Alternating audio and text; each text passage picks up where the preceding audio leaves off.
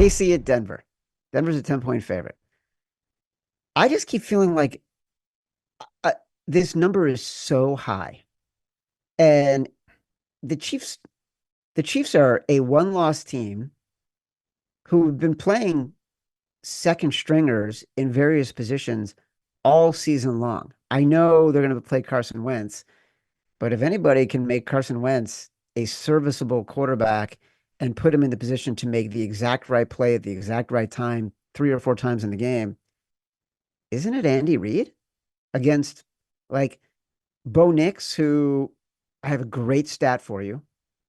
Great stat. But let's be serious about Bo Nix.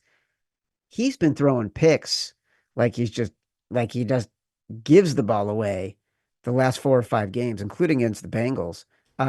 So why am I so confident in a Denver team as a 10-point favorite? I know they got to win, but it feels like a lot.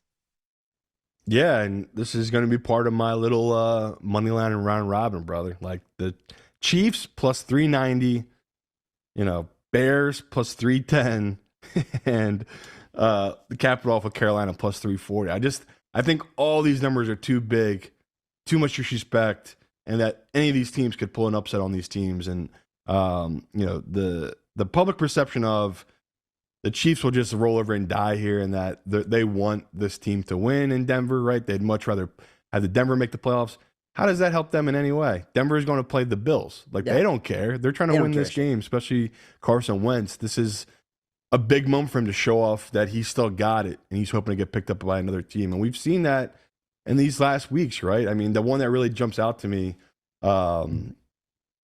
will always be the teams that start the backup quarterback and they can come out and just light it up, and they can get a contract that way. And this feels like this exact scenario for Carson Wentz. And I agree, the fear is this Chiefs offensive line is really, really bad. Even the starters, that their backups are going to be absolutely brutal, and Denver will be able to attack that.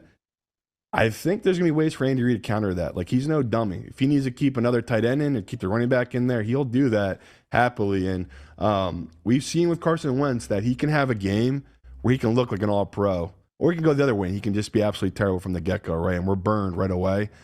But at 10 points, we have a lot of built-in insurance on that. Like, it's already built in the fact that this is all backups, and Carson Wentz can struggle in these type of scenarios. So you're right. Like, 10-point, being a 10-point favorite for a rookie, way too many points, way too much respect. And I think not the books, but the public is really like, there's no chance this Chiefs team is going to win or cover this number. Now, I've seen some like smart books have taken some really smart money on this Chiefs team, and they even against it have moved it up. So they moved it from 9.5 up to 10. So a little nerve wracking because it's basically them taking a stand here on this Denver team. But I do love this spot for this Chiefs team, even with Carson Wentz. So let me lay the stat on you. Ready? Bo Nix has closed as a favorite 7 times in 16 career starts. Thank you, Evan. 7-0 straight up and against the spread, covering by 12.1 points per game. The lone remaining QB undefeated against the spread as a favorite this year. Sam Darnold? No, Bo Nix. Oh. Yeah, that is an insane stat. 7-0. That's crazy. It's crazy, right? Doesn't Especially really because make he me. was so dominant on as a road, bet. Like, that's why we loved him Yeah. last week, is he had basically covered every week as a road dog. So that's an insane run he's been on. All good streaks come to an end, and I believe this could be the week. Let's go. That's my guy.